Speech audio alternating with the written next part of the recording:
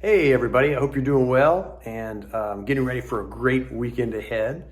In preparation for our back to school night on Thursday of this coming week, I wanted to push out a video for you to maybe look at ahead of time and see if there are any questions that it generates. Maybe have you look back over the handovers, see if there are questions that generate as well, so that we can maximize the use of our time, because we'll have 30 minutes. And you'll be hearing from myself, from Mrs. Pariseau with math, and from Mrs. Evans with the grammar and vocabulary and some of those components. So we really want to try and maximize the time that we have together.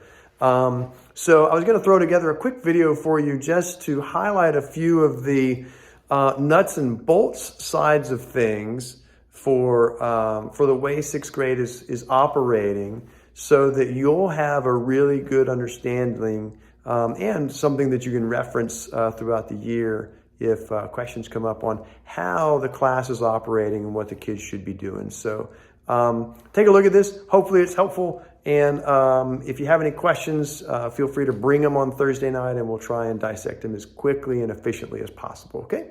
So here we go. All right, so as the students come in every morning, the first thing they're supposed to do is head to those awesome green lockers over there, get all of their books unpacked from the night before, grab their supplies that they're gonna need for Bible, since we do that first period, and then grab their seats with their planners or their agenda, whatever term they're using to describe it. And then this board right here is quite busy and messy right now, but this board right here is their lifeline for much of what they need to know for sixth grade. So as you can see, this essentially is everything that we have to do for the given day. So on Monday, this is everything we're going to accomplish on Monday.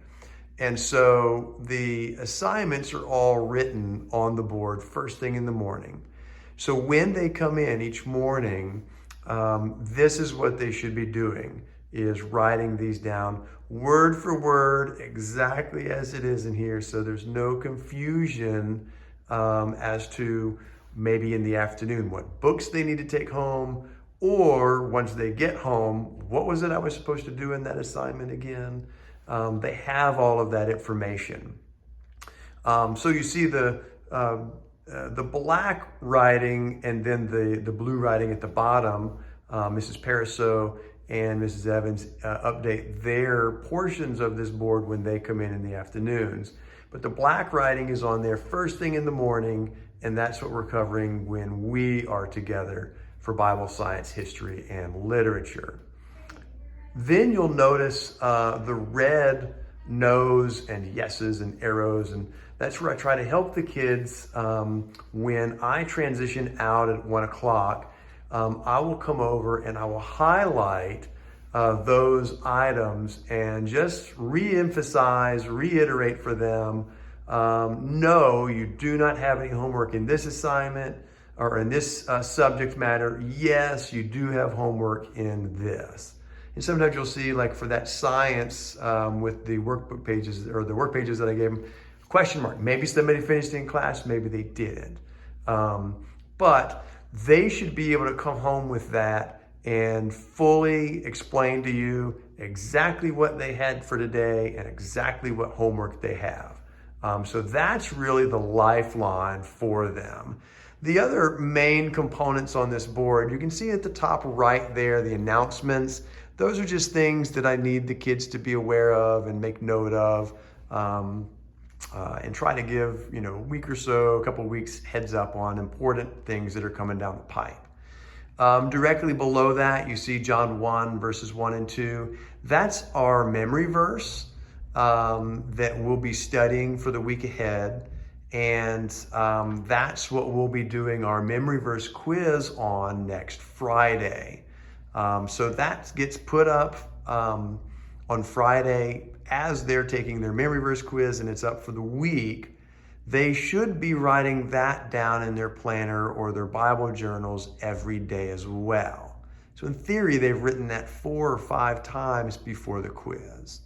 And again, that's just to help emphasize that for them.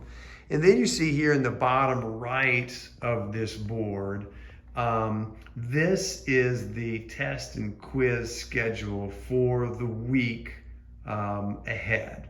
So typically we're all trying to avoid Monday tests and quizzes. It may be inevitable at some point in time, but most of the time we'll have our assessments scheduled for Tuesday, Wednesday, Thursday, and Friday. And what we'll do, you can see here, we'll update it with different information, quizzes and any tests or other pertinent things that will be on for this particular week. Now, as we go through the week, all of us operate really wanting the students to gain mastery over the material that we're covering in class. So regularly this, which is exactly what's duplicated on the Monday monitor as well, on occasions this will shift if we recognize that it's just taken a little bit longer for us to grasp a concept or gain mastery over something, rather than just push an assessment for the sake of keeping on schedule. We may push some of these things. And so this tends to be a little fluid, or could be at least. And so we tell the students to write these down in their planner for the week ahead, that to help them know what the week looks like, what nights they may need to focus on studying, particularly if they have extracurriculars and their time after school is limited. They need to know when they can steal time on a Tuesday to be ready for a Friday test or something like that. And as we've spoken, Ms. Pariseau, Ms. Evans, and myself, anytime that we do need to shift something on that, we're typically going to push it back. So if there's something on a Wednesday that we're just not ready for, or we need to move it, we're going to push that back to a Thursday or a Friday or next week. We typically won't push anything forward so that it'll come sooner than what you guys have been informed of. So I just wanted to get you this to really sort of see the nuts and bolts of how this functions as sort of the information center for 6th grade and really everything that the kiddos are working on and that they have to be doing each day, okay? So again, look that over. Feel free to, save this email or tag it somewhere. And if you need to reference it or have questions about it, either at Back to School Night or shoot me an email or, reference it later and just remind them, hey, are you writing all of this stuff down and keeping on top of them for a while until it really becomes good habit, okay? So there's that part for you. Just as another short little video, this is the board that I think all of us are doing the bulk of our notes and writing on. And just I wanted to emphasize these two little items at the top that I will be referencing so regularly that the kids are going to get sick of hearing me say it, and but it's so important for them to be able to get these down.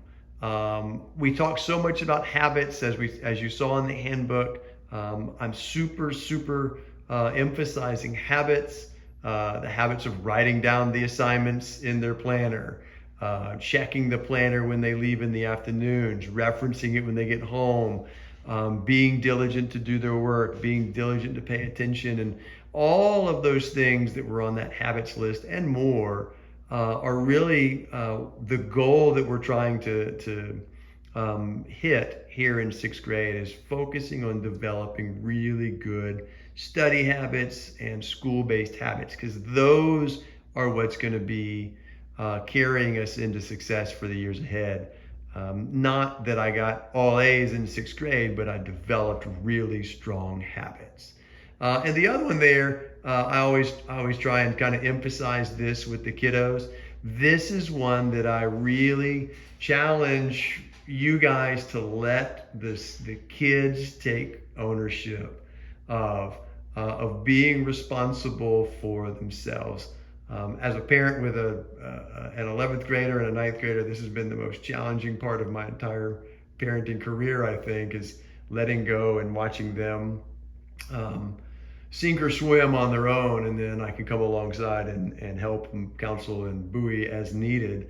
But I strongly emphasize that whenever the kids are out, whenever they miss something, whenever they've got questions or something they're struggling with, they need to self-advocate. They need to come to their teachers and ask questions. They need to come and say, hey, I remember from my planner I had a quiz that I missed when I was out.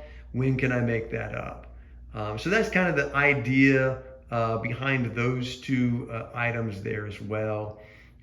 Is just really helping the kids start to take that next step from elementary school into middle school and high school and ownership of their education.